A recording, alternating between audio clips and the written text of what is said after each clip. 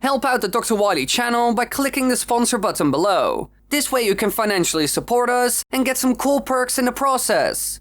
Now, the Legend of Zelda series has been around since the very beginning of home console gaming. Back then, everything was limited. The technology was so incredibly primitive that Nintendo's, back then powerful NES, had a whopping 2 kilobytes of RAM, while my own PC that I'm currently voiceovering on has about 32 gigabytes of RAM. So yeah, a lot has changed. Early on, we just had side-scroller or top-down 2D Zelda games like Link's Awakening and A Link to the Past. But as power increased, so did the options, and after enough time had passed, the 3D Zelda games were born. A completely new type that felt and functioned differently compared to the old and even new 2D games. And the question we want to answer today is, which one is better? Now, before we get into that, I want to say one thing. I like both the 2D games and 3D games a lot, so don't worry if your favorite loses for some reason. I just have to decide personally which one is best. This doesn't mean I haven't played those games or don't like them. Now, that's out of the way. So let's move on to the important elements of every Zelda game, which we are going to judge them on. First, puzzles. They play a big role in every Zelda game.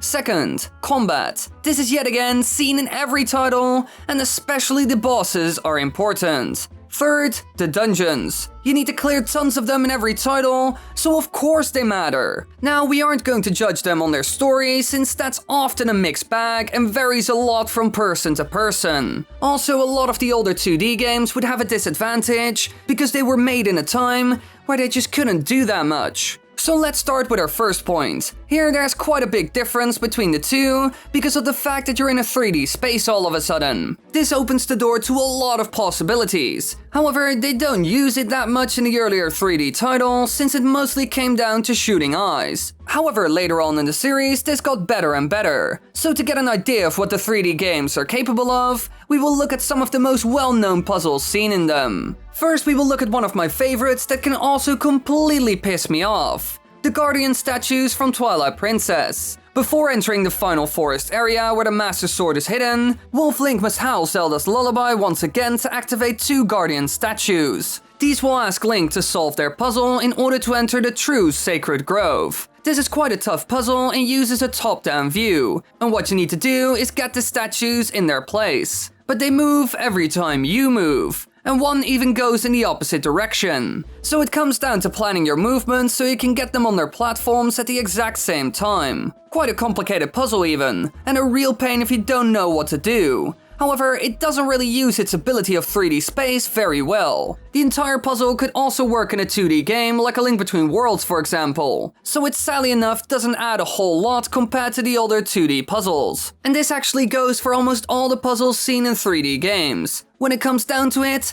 almost nothing changed. The Oasis puzzle seen in the Wind Waker, yes, possible in 2D. Looking for the ghost ship in the Wind Waker, yet again, possible in 2D. There are some though that only work in 3D, like the Stone Tower Temple, which is an amazing example. All of a sudden everything is upside down and you need to completely relearn the layout of this place. It makes for one impressive dungeon as well, since it's the same dungeon twice, but it feels completely different the second time around. Another great example of something that only really works in 3D is the rotating stairs seen in the Lakebed Temple. While this one can be confusing, it does require for you to remember what does what and how it will affect the whole thing. I would say that Breath of the Wild is the best example of 3D puzzles with all its physics-based elements that just work extremely well in such a world. So these games do have some completely original concepts that work well in 3D. But the 2D games also have some tricks up their sleeve. While the 3D games have the luxury of a ton of options without a lot of effort, the 2D titles don't have this, and so they put in a lot more effort. For example, multiple levels. This can be seen in the Thief's Hideout, where you have a 4-room, 2-tier maze. This is genius. They just create depth and multiple floors in order to make this puzzle even harder and more interesting. But there is even more! Like the ice melting puzzle scene in the Minish Cap. Here you need to get the frozen boss key into a ray of light in order to get it. This yet again layers the whole puzzle, with the upper and lower floor playing a role in all of this. Another game where we saw an amazing puzzle was A Link Between Worlds, which had the wall merging, which was a bit of a 2D and 3D mix. If you just look at all the puzzles seen in the older and even new 2D games, you will see that almost all of them have a lot of depth in terms of elements associated with it. For example, working on multiple floors, extra challenges like moving platforms, using a number of items in order to find a solution, and more. While the 3D games can afford to be a bit lazy thanks to the 3D space. For example, the eye puzzles, which aren't hard to deal with at all. So personally, I would say the 2D games win here. They put in way more effort and it shows in the puzzles. Now let's move on to the next segment, the combat. And here the winner is quite clear. In the 2D games, it mostly came down to slashing your sword in the right direction and having proper movement to get behind an enemy, for example. However, in 3D, this is a completely different story. And in order to understand this, we will look at two fights that show it off perfectly. First up, the famous Iron Knuckles seen in Ocarina of Time and Majora's Mask. They are large, heavily armored knights equipped with swords or axes capable of dealing 4 hearts of damage to Link. Just like our hero, they are melee warriors that will test your skills in combat more than any 2D enemy could ever do. The 3D space gives you a lot of freedom, and you can even perform different moves like jump slashes, forward stabs, overhead slashes, and more. All while you focus on your enemy, allowing you to do all kinds of things like rolls and jumps in order to dodge. The amount of room that you have and the third-person perspective just give you a ton of options, which the 2D games just can't rival. Another even better example of this was seen in the later game called Twilight Princess, where we saw the Dark Nuts. Because in the Temple of Time, you have an epic showdown with him, and it's even better than the Iron Knuckles. First, you get a heavily armored, powerful and slow-moving phase, and after this, a lightweight, fast and low damage phase, which makes for an excellent fight. It just replicates sword fighting a lot better, especially with all the special moves you can do.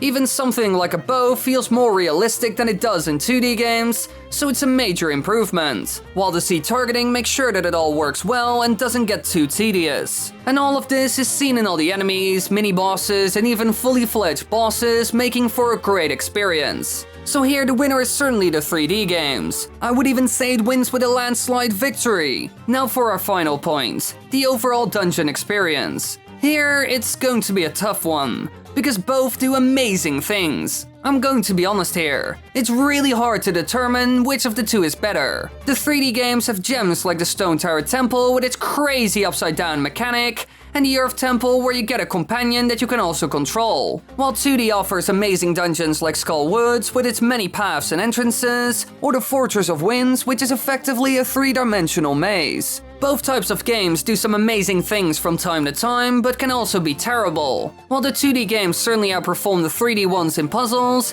it isn't as easy here. When Ocarina of Time was made, they tried to come up with some complex dungeons, like the Water Temple, which is absolutely insane as soon as you see it from an outside perspective. And a couple of years later, the Minish Cap was made, who showed off a temple called the Palace of Winds, which had you navigate by gliding around. So to be honest, I can't make a decision here, so I'm not even going to try and do that. Instead, I will tell you about the things both do well in general, and then you can vote on which one is better in the upper right corner. When it comes to 3D, there are a number of things that work especially well, like the sense of scale. Almost all the dungeons seen in those games convey the size of it quite well, making it impressive and immersive for the player to see and go through. It just hypes you up more. In terms of how complex it is, it also wins from 2D. Things like the Water Temple or Stone Tower Temple can't be replicated in 2-dimensional space as well as seen here. Also, the combat in these dungeons is superior, not just because more moves are possible in the game,